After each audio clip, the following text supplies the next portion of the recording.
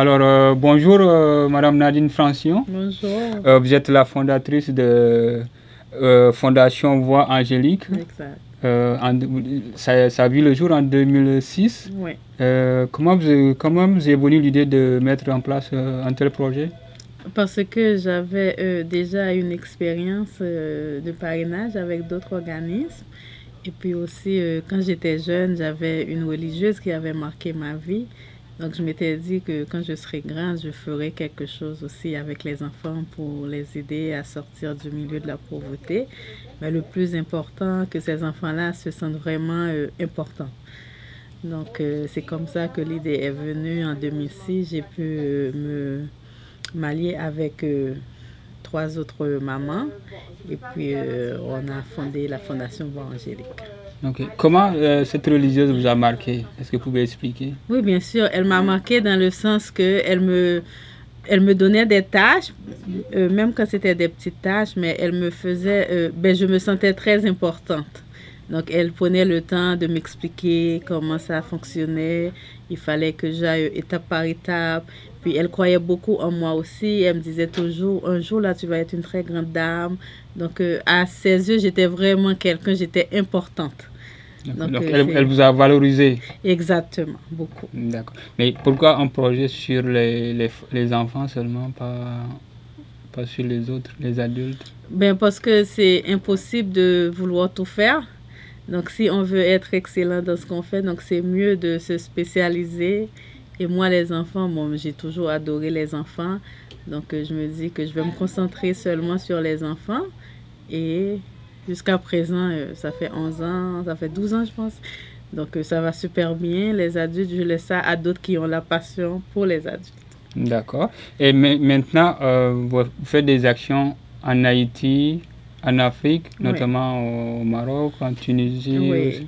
Est-ce que vous pouvez me dire concrètement qu'est-ce que vous faites? Oui, mais au Maroc, c'est aussi présent qu'en Haïti. Nous organisons des concours de lecture. Nous mettons sur pied aussi des bibliothèques pour les enfants, pour les inciter à lire. Et puis, nous construisons aussi des blocs sanitaires. Nous faisons aussi la distribution de fournitures scolaires pour les enfants. D'accord. Et au-delà de cela, est-ce qu'il y a d'autres activités que vous organisez au-delà de construction de bibliothèques? J'ai vu que vous faites un camp d'été. Oui, ça c'est en Haïti. Oui, en Haïti, nous avons le concours de lecture au mois de mai, nous avons le camp d'été au mois de juillet, nous avons la distribution de fournitures au mois d'octobre. Des fois, on fait aussi la distribution de jouets au mois de décembre. Donc en Haïti aussi, de côté, on fait aussi l'implantation des bibliothèques. Donc là, on travaille plus maintenant à voir comment qu'on va faire pour construire notre première école. Donc ça, c'est un projet en Haïti? En moyen terme, oui. D'accord, d'accord. Et quel est votre plus grand bonheur aujourd'hui? Mon bonheur? En tant que présidente fondatrice de FOVA? Mais après 12 ans... Quelle est votre fierté? C'est ça, après 12 ans, il y a beaucoup d'enfants qui ont grandi, qui sont au secondaire et qui me disent qu'ils veulent être comme moi, qu'ils veulent m'avoir comme modèle, qu'ils veulent faire les mêmes choses que moi. Donc je me dis que même si un jour je ne suis plus là, le travail quand même va continuer parce que les enfants déjà, ils ont apprécié ce que nous avons fait pour eux et ils veulent reproduire la même chose. Donc on se dit que le travail a été fait. D'accord. Et au début, il paraît qu'il y a des gens qui vous avaient découragé, on vous avait demandé d'aller chercher un travail au lieu de s'occuper de... ça, c'est partout comme ça. Quand on a un nouveau projet, il y a beaucoup de gens qui nous découragent parce qu'ils n'ont pas la flamme que nous avons. Donc, c'est de faire la part des choses. C'est de se dire, c'est quoi mon objectif? Et puis, quels sont les sacrifices que je suis prêt à faire pour atteindre ces objectifs-là? Donc, moi, j'étais prête à tout faire pour atteindre l'objectif de sortir le plus d'enfants possible de la pauvreté en leur offrant une éducation de qualité. Donc, j'avais cet objectif-là qui était clair dans ma tête. Et j'avais aussi des gens, et j'ai toujours des gens qui me supportent. Donc, il n'y a pas juste le côté négatif, il y a aussi le bon côté de la chose, c'est d'avoir l'objectif, puis de fixer l'objectif, puis de ne pas se laisser distraire par des personnes qui peuvent être négatives. D'accord. Et quel est votre secret aujourd'hui pour ne pas, comment dire, qu'est-ce qui vous permet de persévérer pour pérenniser les actions de FOVA? Ben, ce sont les enfants, parce qu'en les regardant grandir, en voyant le travail que nous avons fait jusqu'ici, donc on se dit on ne peut pas se décourager, au contraire, le travail vient de commencer. Donc là, on avait commencé avec des écoles, on subventionnait les écoles, mais maintenant, nous sommes à la prochaine étape de construire des écoles. Donc on n'a pas le temps de se décourager, au contraire, c'est de travailler encore plus fort, encore plus stratégiquement pour arriver à laisser justement nos empreintes. Donc, s'il y a des écoles un peu partout à travers le monde, donc là, à chaque fois qu'un enfant va fréquenter une école de FOVA, que l'enfant sera un médecin, un futur président ou bien n'importe qui, donc il va dire, bon, mais c'est grâce à FOVA. Donc là, ce sera vraiment, le travail sera vraiment plus concret, si je peux dire. Ok. Et aujourd'hui, vous avez mis en place un programme de parrainage. Oui. Comment ça fonctionne en fait? Ah, ça fonctionne. Vous appelez, vous demandez est-ce que vous voulez parrainer un enfant. Donc, il faut que vous aimez les enfants. Puis aussi, est-ce que vous êtes prêt à payer le montant par mois? Combien? Le montant mensuel qui est de 35 $. Donc, si vous êtes prêt, donc on part en affaires, comme qu'ils disent. Ok. Quelles sont les difficultés que vous rencontrez aujourd'hui? Aujourd'hui, la difficulté, c'est vraiment le côté financier. Donc, c'est pas facile de trouver des gens, plus des organisations qui veulent nous aider. Donc, vraiment, la levée de fonds, tout ça, tout ce qui a rapport au côté financier.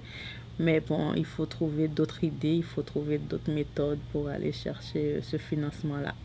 Okay. En ce moment, quelles sont les activités que vous menez pour trouver des financements, à part le système de parrainage? On fait aussi, il y a des levées de fonds comme des cocktails, nous organisons des cocktails, nous organisons aussi une fois par 10 ans un gala. Parce que ça nous demande trop, on ne peut pas organiser un gala tout le temps, mais peut-être qu'on va remédier à ça. Donc, en plus, il y a des gens, ils ne parrainent pas, mais qui nous font des dons ponctuels. Donc, ils vont dire, bon, une fois par année, je vais faire un don d'un certain montant. Donc, il y a toutes ces personnes-là, même quand ils ne parrainent pas, mais ils sont là quand même. Il y a aussi des entreprises qui travaillent avec nous, donc qui nous font des dons. Donc, c'est comme ça vraiment qu'on arrive à subvenir aux besoins de ces enfants. D'accord. Et puisque vous avez, votre organisme fait des actions en Afrique et en Haïti, si vous devez changer quelque chose dans ce monde, ce serait quoi? Changer quelque chose dans le monde? Oui. Ce serait vraiment que les gens soient beaucoup plus sensibles au sort des enfants, parce qu'on oublie souvent que les enfants, ils sont le futur, donc on s'en occupe pas vraiment, ou bien ils sont moins importants, parce que c'est pas normal qu'en 2018 qu'il y ait encore des enfants qui sont mariés à 8, 9, 10 ans, ou bien des enfants qui ne vont pas à l'école. Donc c'est vraiment de sensibiliser les gens à ce que, même si je dis souvent aux gens que je côtoie, si vous décidez de parrainer juste un enfant pour une année, mais c'est une année que l'enfant va aller à l'école. Donc, c'est déjà un pas, c'est déjà une empreinte que vous laissez dans la vie de cet enfant-là. Donc, on a la capacité de changer les choses, mais il faut bouger. Oui, d'accord. Il faut bouger. D'accord. Et puisque pour faire bouger les choses, ça va beaucoup plus rapide quand ça vient des décideurs politiques, est-ce qu'un jour vous êtes prête à vous engager en politique pour faire bouger les choses pour les enfants? Non, je pense que je peux faire ce que je fais maintenant sans être en politique. Donc, la politique ne m'intéresse pas, c'est vraiment les enfants.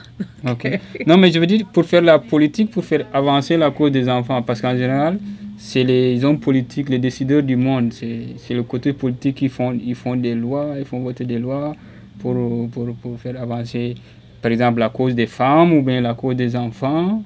Je me dis, est-ce que Nadine, un jour, ne peut pas dire, Ben, moi, c'est les enfants qui me tiennent à cœur. Voilà, moi, je vais faire quelque chose pour faire... Pour le moment, la politique, ça ne m'intéresse nullement, D'accord. mais on ne sait jamais. Mais aussi, ce qui est bien, c'est que même quand on ne fait pas de politique, mais on a des amis qui font de la politique, puis qui aiment notre travail, qui peut quand même nous donner un coup de pouce. D'accord. D'accord. Et quel est votre dernier mot aujourd'hui? Mais c'est de dire toujours les enfants, n'oubliez pas que les enfants sont là pour nous remplacer. Il faut nous assurer qu'on les éduque très bien pour que le lendemain soit meilleur qu'aujourd'hui. Si on veut une amélioration, mais je pense qu'il faut commencer par ces enfants-là pour s'assurer qu'on veut le monde meilleur de demain. Donc, ce sont les enfants. C'est un très bon investissement. D'accord. Merci beaucoup. Merci.